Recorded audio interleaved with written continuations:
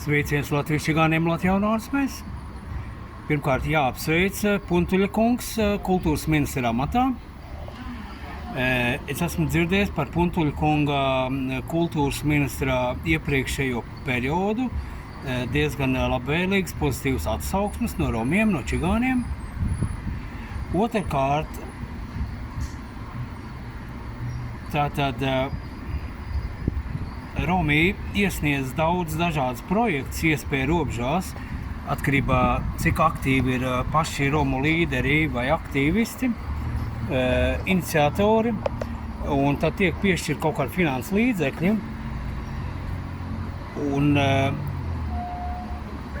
tā saucamā kopējā sile, pēc kuras pretendē arī Roma aktīvisti, jeb iniciatori, visbiežāk tās ir Roma biedrības, cik es saprotu. Mans uzstādījums, mans jautājums ir, vai kāds no romiem, no čigāniem, kurš ir spējīgs, kurš saprot finanšu jautājums, ir kādam interese iedziļināties,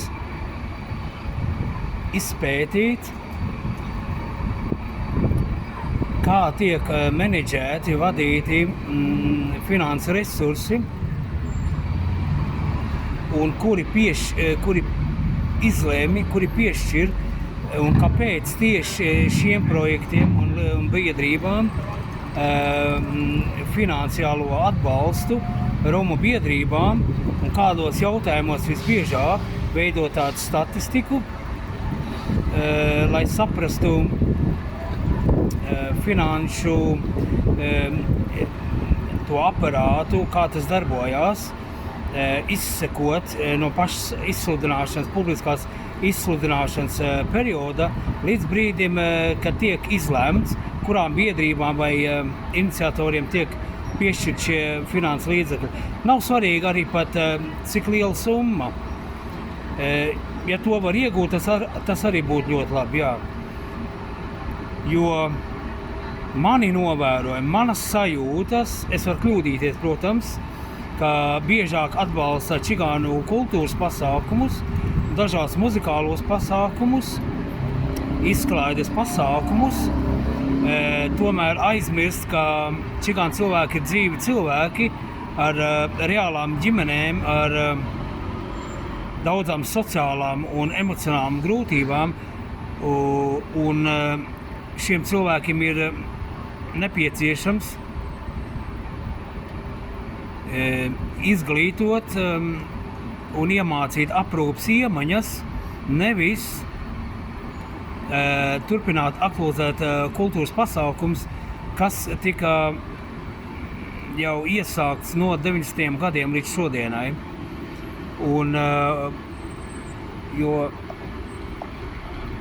Un arī čigānu sports, kā es vakar ierunāju ziņu, ir jāattīsta un diasporas centri jādibina citās valstīs, teiksim, Vācijā vai Spānijā vai Īrijā vai Anglijā, kuros ir ļoti daudz romi čigāni un ir jāsaglabā šī te čigānu valodas un kultūras identitāte arī citās valstīs. Tātad jautājums ir par to sili, saprast, kur atrodas šī sile, finansiālā sile, kur biedrības līderi pasmeļās, vai uz kādiem nosacījumiem čigānu līderi vai aktīvisti saņem šos līdzekļus, kuri izvērtē un kādas ir šīs te prioritātes. Aptuveni, un gan jau arī jūs zināt, kad ir dažādi finanšu instrumenti, dažādi lieli projekti, mazāki projekti.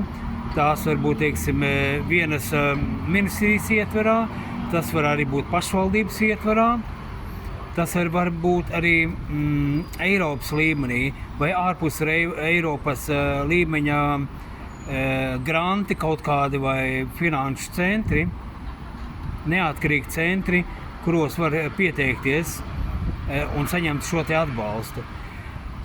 Mums čigānu sabiedrībā ir ļoti daudz lietas neattīstītas pilnīgi. Viņas ir atrodas tādā kūniņas, tādā neattīstības līmenī. Un es kā čigānu pētnieks ķeros jautājumiem klāt dažādos aspektos, ne tikai veselības, izglītības un sociālos un kultūras un vēstures vai sporta, bet arī komunikācija, varbūt arī fiziskās veselības jautājumos un arī starptautiskajā līmenī.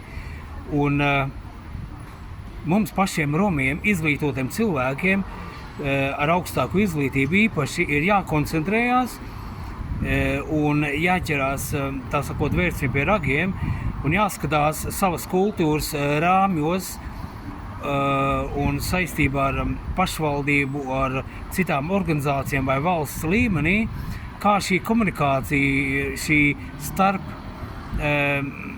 organizāciju, starp profesionāļo attiecības komunikācija veidojas un formējās.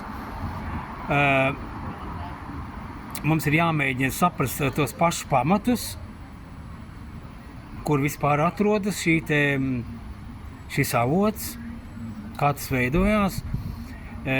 Tā informācija ir ļoti nepietiekama, ļoti neskaidra man un daudziem citiem, ka mēs, kā saka, uzrakstam kādu projektu, mēs iesniedzam ministrijā un tur izvērtē. Ir noteikti kaut kāda aizbergi, kaut kādas neredzamās lietas, kādā veidā šī naudiņa ienāk un kādā veidā šī naudiņa tiek izdalīta, sadalīta proporcionāli, neproporcionālās devās. Jā, un varbūt ir kāds students, augstskolas students vai jaunietis ar matemātikas zināšanām vai ar projektu rakstīšanas prasmēm un varētu izsekot tos posmus, tos dažādos līmeņus un izgaismot kaut kādu pamata informāciju man un daudziem romiem, čigāniem, kā notiek šī projekta atbalsta mehānisms, kā tas viss notiek. Jo man ir ļoti daudz neskaidrības un pilnīgi es esmu es esmu ļoti pārsteigts, kādēļ ir tas īpatsvars, tas pārsvars uz kultūru un uz mākslu, bet ignorēt pašus cilvēkus, dzīvu cilvēku, dzīvu organismu, tie cilvēki, kuri rada šo te kultūru, kuri rada šo te sporta aktivitātes un kuriem vajadzētu popularizēt veselīgu dzīvesveidu, veselīgu domāšanu pašā čigānu kultūrvidē un čigānu sabiedrībā, viņi netiek atbalstīti. Jā, tātad ir tātad kopējā, cik man ir zināms, kā es saprotu, ir kaut kādi ir finanses līdzekļi, kopējais katls, un tad raksta projektus, un tad šie te projekti tiek izvērtēti vai atbilst pēc nosacījumiem, atbilst pēc mērķiem, uzdevumiem. Un tad,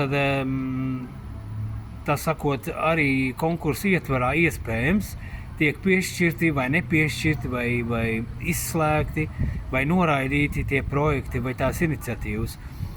Varbūt, kad ir kaut kas jāmaina, varbūt ir kaut kādi konsultanti papildus vajadzīgi, lai biežāk un vairāk būtu iniciatīvas no pašiem romiem, pašiem čigāniem, lai aktualizētu, teiksim, jaunām māmiņām, romu invalīdiem, veciem cilvēkiem dažādas jautājumus, pasākums, neformālu izglītību un sporta aktivitātes. Kaut arī jaunietis nav profesionāls sportists, bet viņš aktīvi un ilgstoši nodarbojas ar sportu amatieru līmenī, un viņam veidojās, formējās šī veselīga domāšana sportā vai dzīves uzskatos un atbalsts Latvijas valstī. Viņš arī var skaidrot savās iespēju robežās bilingvāli, latviešu vai čigānu valodā, valsts notikumus, valsts procesus un tā tālāk. Tātad informatīvus dažādas pasākums organizēt. Tātad caur čigānu valodu iepazīstināt ar valsts struktūru, vai modelēt, vai veidot. Tātad arī šiem te jauniem cilvēkiem, skolēniem projektu ietverā, mācību satura ietverā, jaunais censonis varētu skolas ietverā veidot projektus vai seminārus ar vecākiem cilvēkiem, ar jauniešiem, ar bērniem, stāstīt par politiku, par veselību, par ģimenes modeļiem un tā tālāk, veidot savu karjeru, formēt savu uzskats un tā tālāk. Tātad, mīļie Romu cilvēki, izglītotie cilvēki, entuziasti cilvēki, kuri ir specializēti, orientēti uz saturu, un kuri ciena, mīl čigānu tautu, savāksim savu enerģiju, savu gudrību, savu solidaritāti, izslēgsim dažādas pašu aizspriedumus, pēc dažādām atšķirībām, pēc dzimuma, vecuma un tā tālāk, atšķirībām, bet būsim vienoti, atbalstīsim viens otru, lai liktu saprast valdībai un pašiem romiem, ka kultūra, māksla, dejas ir tikai viena daļa čigānu kultūrā, ka veselība, pareizi izpratnē par politiķiem, politiskiem procesiem un sakārtot čigānu kultūrvide ir pamats. Tad arī mūsu identitāte, mūsu pašapziņa veidosies nepārprotama, pašiem skaidra, un mēs būsim lepni un patiesi paši pret sevi, un lepni spēsim nest čigānu vārdu arī Latvijas sabiedrībā. Un ir vajadzīgs, protams, pasākumiem finanses resursi, tādēļ arī ir jāmēģina saprast, kādēļ tas īpatsvars, tas lielākoties atbalsta lielas projekts ar lielām summām, bet nemaz netiek iniciēti vai aktualizēti vai rosināti skolēnu vidū, čigānu skolēnu vidū, studentu vidū, jaunie censoņi, entuziasti citos jautājumos, čigānu jautājumos. Jā, vai tad vienmēr ir jādibina organizācija, un tikai caur organizāciju ir iespējams saņemt šo atbalstu? Ja čigānu jaunietis mācās kādā skolā, un vai augstskolā, vai iesaistās kādās aktivitātēs, viņš spēja pierādīt šo te ideju, varbūt, kad var padarīt šo te naudas saņemšanas plūsmu, šo mehānismu vienkāršāku. Padomājiet par to, jo daudz dažādi aizspriedumi un dažādas, teiksim, institucionālās un strukturālās diskriminācijas aizsegi ir tie, kas bremzē šo te iniciatīvu, šos te impulsus, šo interesi. Un tādēļ mūsu čigānu kultūrvide ļoti vienpusēja, garlaicīga, nav ieinteresēti.